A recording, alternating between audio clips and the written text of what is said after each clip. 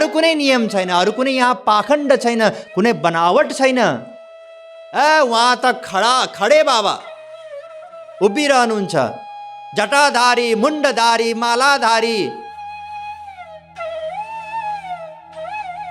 खरानी मात्रै घस्नुहुन्छ, जङ्गलमा रहनुहुन्छ।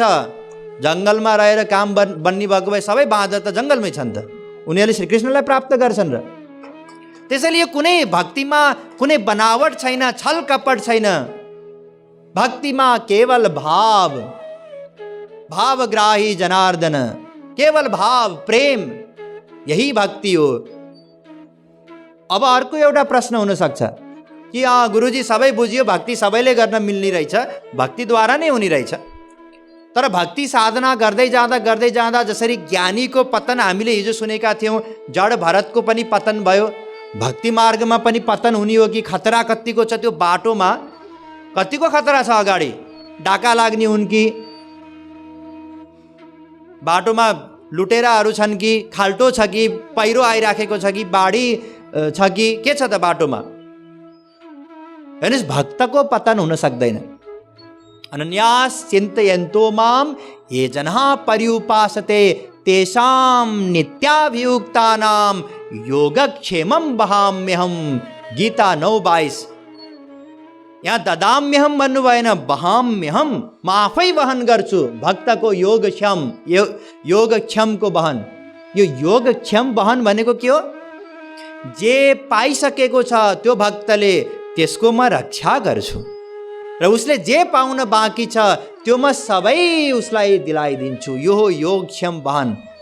सोच्नुहोस् त, जसको योगक्षम वाहनको निम्ति भगवान श्रीकृष्णले सङ्कल्प गर्नुभएको छ, जसको निम्ति सम्पूर्ण गीतामा केवल एक स्थानमा भगवानले प्रतिज्ञा लिनुभएको छ, न मे भक्त प्रणश्यति कौन्तेय प्रतिजानिहि। अर्जुन ध्यान देऊ, महाराज बताउनुस्, न मे भक्त प्रणश्यति। गीता 9:31। मेरो भक्तको पतन हुँदैन, यो मेरो प्रतिज्ञा हो। सम्पूर्ण गीतामा भगवानले एउटा स्थानमा आफूलाई पक्षपाती बताउनु भएको छ। समोहम सर्वभूतेषु न मे द्वेष्वस्ति न प्रिय। यो भगवानको स्वरूप हो कि भगवानको निम्ति सबै बराबर छन्। ये भजन्ति तुमाम भक्त्या मयि ते तेषु चाप्यहम। गीता 9:29। तर जो मेरा भक्त हुन्, म उनीहरूको निम्ति सधैँ पक्षपाती हुँ, म सधैँ उनीहरूकै पक्ष लिन्छु। दुर्वासाजीको पक्ष लिनु भएन, आफ्नो गुरु हुन्, ठिक छ, गुरु रहन्, तर मेरो भक्तको कुरा आयो, अब म मेरो भक्तको पक्ष लिन्छु। अम्बरीशको रक्षा गर्नुभयो, दुर्वासाको विरुद्ध चक्र चलाइदिनु भयो भगवानले। जसको योगक्षम वहनको सङ्कल्प भगवानले लिनुभएको छ, जसको पतन हुँदैन भन्नेमा उहाँ प्रतिज्ञाबद्ध हुनुहुन्छ, र जसको निम्ति आफूले आफूलाई पक्षपाती स्वीकार गर्नुहुन्छ भगवान, त्यस्तो भक्तको पतन हुन सक्दैन। त्यसैले भक्ति मार्ग अति सुगम मार्ग हो। यसमा कुनै बाधा अडचन केही पनि छैन। बस 3टा शर्त हामीले पुरा गर्नु पर्यो। हरि गुरु भजु नीत गोविंद राधे भाव निष्काम अनन्य बता दे। राधा गोविंद गीत। 3टा शर्त। पहिलो, नित्य भगवानको नित्य निरन्तर स्मरण होस्। यो अवस्थामा हामीलाई पुग्नु छ। सुरुमा हामी प्रयत्न गर्दैछौँ, जति जति भगवान श्रीकृष्णमा आनन्द छ यो मान्दै जान्छौँ, त्यति त्यति आपसे आप मन लाग्दै जान्छ। यो अवस्थामा हामी पुग्छौँ एक दिन कि नित्य निरन्तर, जसरी अहिले हामीलाई नित्य निरन्तर संसारको चिन्ता हुन्छ नि, मन नित्य निरन्तर संसारमा छ नि, त्यसै गरी मन नित्य निरन्तर कहाँ होस्? श्रीकृष्णमा। यो पहिलो शर्त। त्यो अवस्थामा पुग्नको लागि शरणागतिको अवस्था, यहाँहरूलाई शरणागतिको अवस्थामा पुग्ने उपदेश त गुरुले नै दिनुहुन्छ नि, होइन र? त्यो उपदेश गुरुदेवले दिनुभयो। अर्को भाव निष्काम, दोस्रो निष्कामता। निष्कामता भन्नाले संसारी सुखको कामना नरहोस्। संसारी सुखलाई भुक्ति भनिएको छ, भुक्ति। र अर्को पनि कामना नरहोस्, मुक्तिको कामना। भुक्ति मुक्तिस्पृहा यावत् पिशाची हृदि वर्तते तावत् भक्ति सुखस्यान्न कथम अभ्युदयो भवेत्। जबसम्म हाम्रो हृदयमा संसारको अथवा मुक्तिको कामना रहन्छ तबसम्म भक्ति महादेवी प्रकट हुन सक्नुहुन्न। त्यसैले निष्काम हुनु पर्यो। निष्काम भन्नाले संसारी कामना राख्नु भएन। जति बेला पनि हामी भक्ति गर्दछौँ अथवा रूप ध्यान गर्दछौँ त्यति बेला भगवान श्रीकृष्णसँग संसारी वस्तु, संसारी विषय केही पनि माग्नु छैन। हामीले त सेवा गर्नु छ उहाँको सुखको निम्ति। यो हो निष्कामता। अर्को हो अनन्यता। अनन्यता भन्नाले न अन्य, अन्याश्रयाणाम त्यागो अनन्यता। अरू सबै आश्रयलाई त्याग गरिदेऊ, यो हो अनन्यता। अनन्यता भन्नाले केवल श्रीकृष्ण नै मेरो हुनुहुन्छ। अनन्यता दुई ठाउँमा गर्नु छ, हेर्नुहोस्। एउटा आफ्नो इष्टदेवमा अनन्यता श्रीकृष्ण, अर्को गुरुमा अनन्यता, अर्को मार्गमा अनन्यता, भक्ति मार्ग जुन यो रूप ध्यान साधना हो यसमा अनन्यता। आज भक्ति गऱ्यौँ, भोलि योग साधना, पर्सि फेरि ज्ञान साधना, निक पर्सि हो होम यज्ञादि कर्म हवन, यसबाट काम बन्दैन। मार्गमा पनि अनन्यता होस्, लक्ष्यमा पनि अनन्यता होस् र जसले पुर्याइदिनुहुन्छ त्यो गुरुमा पनि अनन्यता होस्। यस प्रकारले अनन्य भावले निष्काम रहेर नित्य निरन्तर भगवान श्रीकृष्णको रूप ध्यान गर्दै आँसु बगाउँदै साधना गर्यौँ भने बिस्तारै बिस्तारै मन शुद्ध हुँदै जान्छ। अनि त्यो शुद्ध मनमा गुरुले दिव्य प्रेम प्रदान गरिदिनुहुन्छ। अनि बल्ल हामी भगवानलाई जान्न सक्छौँ, प्राप्त गर्न सक्छौँ, प्रेम प्राप्त गर्न सक्छौँ र सधैँका लागि मालामाल हुन्छौँ, नित्य आनन्दले युक्त हुन्छौँ। त्यसपछि यो जन्मने मर्ने यो चक्करमा पनि हामी पर्दैनौँ। सधैँका लागि भगवान श्रीकृष्णको धाममा रहन्छौँ, उहाँको सेवामा उहाँको आनन्द प्राप्त गर्दछौँ र उहाँको आज्ञा अनुसार जीव कल्याणको निम्ति हामी यो संसारमा आउन सक्छौँ अवतार लिएर, तर कर्म बन्धनको अन्डरमा रहेर होइन। जीव कल्याणको निम्ति अवतरित भएर अवश्य आउन सक्छौँ यदि श्रीकृष्णको इच्छा भयो भने। यस प्रकारले रूप ध्यान साधना गर्नु छ र रूप ध्यान साधनामा केही कुरामा विचार गर्नु छ। त्यो के हो? तृणादपि सुनीचेन तरो रपि सहिष्णुना अमानिना मानदेन कीर्तनीय सदा हरि। तृणभन्दा पनि नम्र, नम्रता। जति व्यक्तिमा अहंकार छ त्यति उसको आँसु आउँदैन भगवानको अगाडि पनि।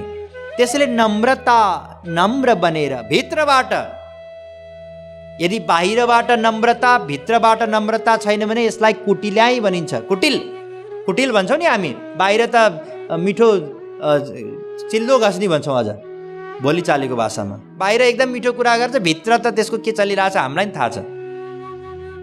यस्तो होइन, भित्रबाट नै नम्रता, दीनता, मेरो कुनै पनि बल छैन। सहनशीलता, कसैले गाली गर्यो, अपमान गर्यो, केही कुरा सुनायो, सहनशीलता। तर हाम्रो त यो अवस्था छ कि गुरुजीको गाली पनि हामी सुन्न सक्दैनौँ। गाली गर्नुभयो त गर्नुभयो, मैले के नै गरेको थिएँ र, त्यो पनि सबैको अगाडि गाली गर्नुभयो। यति अहंकार छ हामीमा।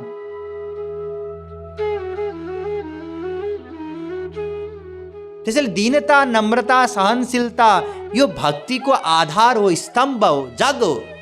यसैको आधारमा नै भक्ति रूपी महल खडा हुन्छ। त्यसैले दीन बनेर हेर्नुहोस्, ज्ञान मार्ग र भक्ति मार्गमा अन्तर छ। ज्ञान मार्गीहरू सोहमको चिन्तन गर्छौँ, मनै ब्रह्म हुँ, मनै भगवान हुँ, उनीहरूमा अहंकार हुन्छ। तर भक्तहरूमा दास हुँ, दासोहम। यो भक्त र ज्ञानीको बीचको झगडा हो। ज्ञानीहरू सोहम भन्दछन्, म ब्रह्म हुँ। भक्तहरू भन्दछन् दासोहम। कहाँ सोहम हुनु, दासोहम, म दास हुँ।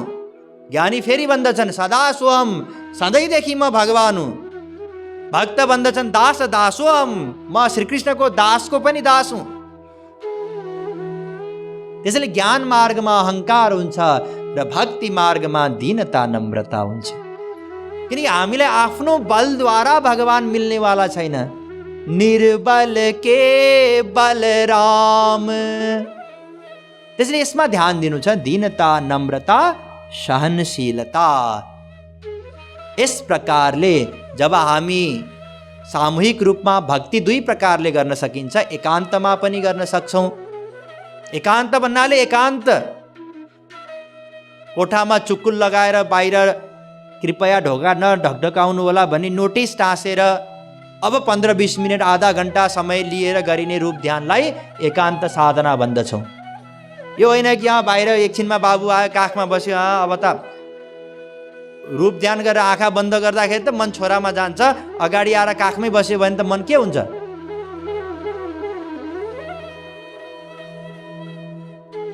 त्यसरी होइन, एकान्त। अर्को सामूहिक साधना, सँगै बसेर पनि गर्न सक्छौँ। एकान्तमा गरेको साधना भन्दा सामूहिक साधना हजारौं लाखौं गुणा लाभदायी हुन्छ। अब त्यसको डिस्क्राइब गर्नलाई समय त छैन अहिले व्याख्या गर्नको निम्ति। मैले योभन्दा अगाडिको प्रवचन श्रृङ्खलाहरूमा अन्य स्थानमा गरिसकेको छु। यहाँहरूलाई इच्छा छ भने युट्युब च्यानलमा सुन्न सक्नुहुन्छ। सामूहिक सत्सङ्गको विशेष लाभ छ। त्यसैले सामूहिक रूपमा पनि हप्ताको एक दिन, महिनाको एक दिन जसलाई श्रीकृष्ण भक्ति प्राप्त गर्नु छ, यस्तो व्यक्तिहरू कुनै एउटा स्थानमा जम्मा भएर सँगै रूप ध्यान साधना गर्न सकिन्छ। र त्यो सामूहिक साधनामा पनि ध्यान दिनुस्, सामूहिक साधनामा पनि गुरुद्वारा निर्दिष्ट साधना गर्नु पर्यो। गुरुद्वारा लेखिएकै कीर्तन गाउनु पर्यो या नाम संकीर्तन गाउनु पर्यो। यस प्रकारले सामूहिक पनि हामी साधना गर्न सक्छौँ या एकान्तमा पनि साधना गर्न सक्छौँ। यसलाई भनिन्छ सत्सङ्ग। के भनिन्छ? सत्सङ्ग। र अर्को एउटा चिज हुन्छ कुसङ्ग, जसबाट बच्नुपर्छ। यो सत्सङ्ग अन्तर्गत भक्ति साधना सबै मैले यहाँलाई बताएँ। यसबाट के हुन्छ? हामी कमाउँछौँ। कमाउँछौँ भन्नाले आध्यात्मिक कमाई गर्छौँ, जसले मन शुद्ध बनाउन मद्दत गर्छ। र कुसङ्ग भन्नाले हामी गुमाउँछौँ। यदि कुसङ्ग हामीलाई मिल्यो भने हामीले जे जति कमाउँछौँ त्यो सबै नष्ट हुन्छ। मानिलिनुहोस् एउटा कसैले आँखा देख्दैन थियो, उसले परालको दाम्लो बनाउँदै गयो, डोरी बनाउँछ नि होइन, उसले डोरी बनायो। यता बनाउँदै सार्दै सार्दै गयो, उतापट्टि एउटा चाहिँ बाछो रहेछ। त्यो बाछोले आफ्नो अगाडि त्यो परालको डोरी खाँदै गयो। उसले सोच्यो मैले अब दिनभरिमा 100 फिट बनाएँ होला। अन्तिममा नाप्यो जम्मा 4 फिट रहेछ। त्यो 100 फिट बनाएर पनि 100 फिटको डोरी भएन नि, होइन र? किन? किनकि त्यो नष्ट हुँदै गइराखेको थियो। त्यसैले हामी एकातिर त कमाउँदै गइराखेका हुन्छौँ, साधना गरिराखेका हुन्छौँ, अर्कोतिर हाम्रो के हुँदै गइराखेको हुन्छ? नष्ट हुँदै गइराखेको हुन्छ। त्यसैले कुसङ्ग, यसलाई गम्भीरताका साथ लिनुपर्छ। कुसङ्ग केलाई भनिन्छ? जुन सङ्गले, ध्यान दिनुहोस्, जुन सङ्गले भगवान र गुरु प्रतिको प्रेम घट्दछ त्यो सङ्गलाई भनिन्छ कुसङ्ग। सात्विक व्यक्तिको सङ्गले, राजस व्यक्तिको सङ्गले, तमोगुणी व्यक्तिको सङ्गले पनि कुसङ्ग हुन्छ। एउटा व्यक्ति आउँछ, कहाँ गुरुजीको प्रवचन सुनेर राधे राधे गरिराखेको, पूजा पनि गर्नुपर्छ, हवन पनि गर्नुपर्छ, उसमा सात्विक विचार छ, यो पनि के हो? कुसङ्ग हो। अर्को आएर उपदेश दियो, कहाँ त्यसरी राधे राधे गर्ने, आफ्नो बाल बच्चा, घर गृहस्थी, कमाइ समाई हेर्नु परेन, काम गर्नु परेन? उसलाई बिचारा के थाहा, यही साधना गर्नाले काम झन् राम्रो भइराखेको छ, घरमा व्यवहार पनि राम्रो हुँदैछ, उसलाई त थाहा हुँदैन नि। ऊ त हाम्रो हितैषी हुँ है म तेरो भनी नाटक गर्नको लागि केही न केही भन्छ। कुरा बुझ्नुभयो? व्यक्तिहरू सुझाव दिन्छन् नि, म तेरो हुँ खुसी पार्नको लागि। अर्को व्यक्ति तमोगुणी, अस्तिसम्म त सँगै बसेर पिउनी बानी, अब आवत जावत कम हुन थाल्यो, के भयो भनेर बुझ्दाखेरि प्रवचन सुन्न गाह्रो छ। कहाँ बाबाजीको चक्करमा लाग्या, ती बाबाजी बिचारा आफूले केही गर्न पाएनन्, अनि त्यसपछि अरूको पनि दिमाग भुट्दै हिँड्या हुन्, केही पनि मिल्दैन त्यहाँ गएर। तमोगुणी व्यक्ति, यस्तो व्यक्तिको सङ्ग र उनीहरूको जुन भनाइ हो, जुन सुनेर हाम्रो भगवानप्रति र गुरुप्रतिको प्रेम, श्रद्धा, आस्था घट्दछ, त्यसलाई के भनिन्छ? कुसङ्ग।